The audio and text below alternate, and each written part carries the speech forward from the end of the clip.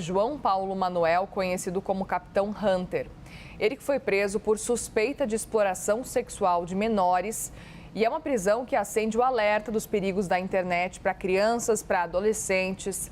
Os jogos, as plataformas de streaming se tornaram uma via de contato direto entre abusadores, vítimas e a atenção precisa ser muito redobrada, principalmente dos pais.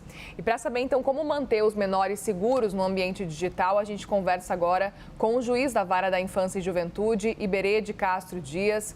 Doutor, muito bem-vindo aqui. Obrigada por falar com a gente. Uma boa tarde para você.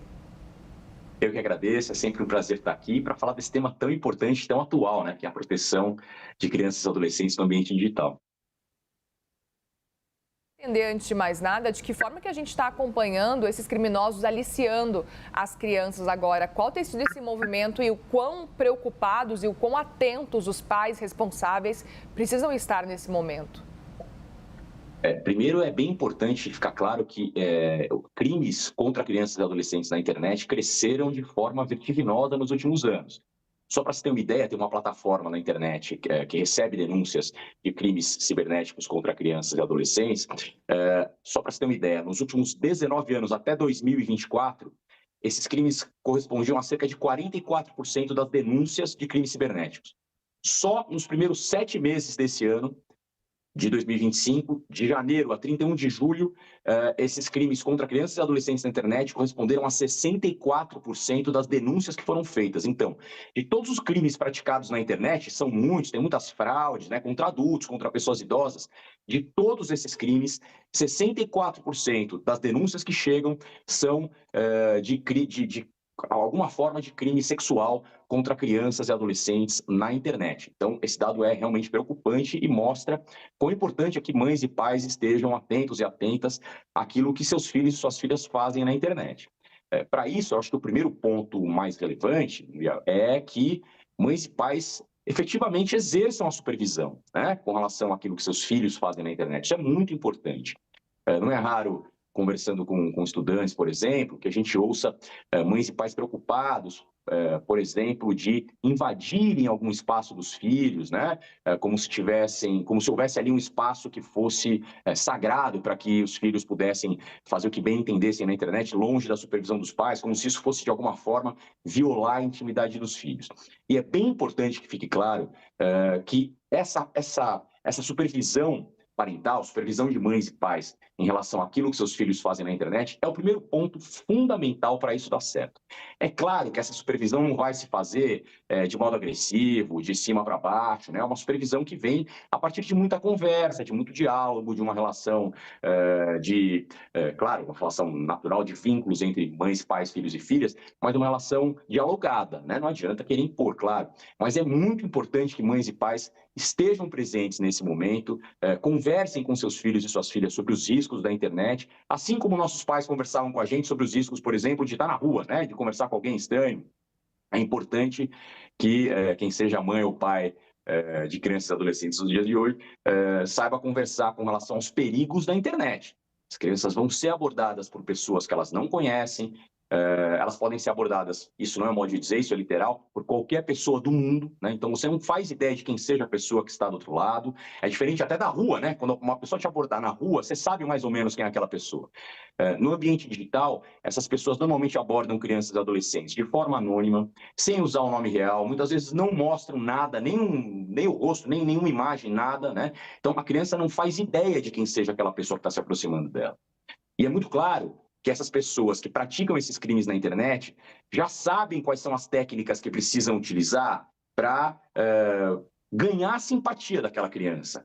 Elas muitas vezes sabem usar uma linguagem que se aproxime dessa criança ou desse adolescente de forma muito mais eficaz que até mesmo seus pais ou suas mães. Porque são pessoas que passam muito tempo treinando para isso, né? Fazendo isso e tentando assediar crianças e adolescentes no ambiente digital. Por conta disso, primeiro de tudo, é fundamental essa supervisão de mãe e pai. Isso não significa violentar um espaço privado, especialmente adolescentes, né, tem esse receio. Não significa nenhuma forma de violação de dignidade da criança, por exemplo. Significa apenas exercer o seu poder familiar sobre aquela criança, o seu poder de educação e de supervisão sobre aquela criança. De novo, de forma dialogada, com uma construção longa, mas isso é fundamental que seja feito. A gente, quando fala em perigos na internet, para crianças, para adolescentes, a gente não fala especificamente de um portal, de uma rede. A gente está falando de muitos tópicos, né? A gente pode falar de muitos aplicativos. Os perigos, eles estão aí, eles acabam se espalhando em vários lugares, né? Eu até queria entender um pouco de qual é a orientação nesse caso, porque o trabalho, no fim das contas, para os pais, parece que aumentou ainda mais do que antigamente. Você citou muito bem o cenário em que antes tinha a orientação não falar com estranhos, mas agora, para além dessa orientação que ainda existe, não falar com estranhos na rua, presencialmente, tem esse cenário de rede social ou, para além disso, streaming, por exemplo, que acaba amplificando ainda mais e fazendo com que qualquer pessoa possa falar com a criança, com o adolescente.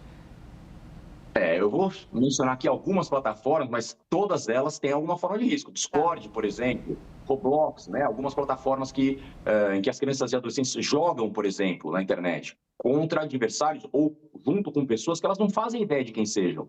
Estão ali com um apelido, né, que não fazem referência nenhuma àquela pessoa. Qualquer pessoa pode abordar aquela criança no momento do jogo, né? Normalmente, não é raro que aconteçam abordagens bastante agressivas. Aqui eu não estou falando só da parte sexual, né? Estou falando de cyberbullying mesmo, né? Abordagens bastante agressivas, com xingamentos, formas bem violentas de abordarem crianças e adolescentes. E também existe essa forma de abordagem no intuito de praticar algum crime sexual com aquela criança ou com aquele adolescente. A diversidade de plataformas também faz com que mães e pais precisem, de alguma forma, conhecer aquelas plataformas que seus filhos frequentam, né? Justamente para entender quais são os mecanismos de proteção que cada uma dessas plataformas oferece. A partir da aprovação do ECA Digital, a lei que entrou em vigor nesse segundo semestre, algumas formas de proteção foram realmente implementadas. As plataformas passam a ter outras obrigações com relação à tentativa de evitar que crianças e adolescentes, de forma genérica, sejam assediadas indevidamente na internet. Mas é fato que isso, por si só, não vai bastar. Isso ajuda muito, mas continua sendo essencial que mães e pais conheçam esses ambientes digitais, né? Então, é necessário que, de alguma forma, se esforcem para entender como esses jogos se dão, né? Como são essas abordagens, tal, justamente para saberem desenvolver nos seus filhos essas ferramentas de defesa que eles precisam ter para frequentar ambientes digitais.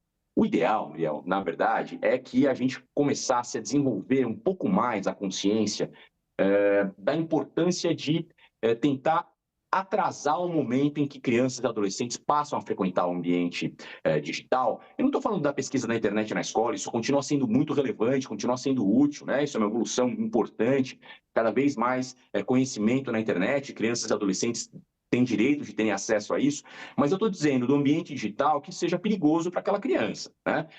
A gente tem cada vez mais plataformas novas surgindo.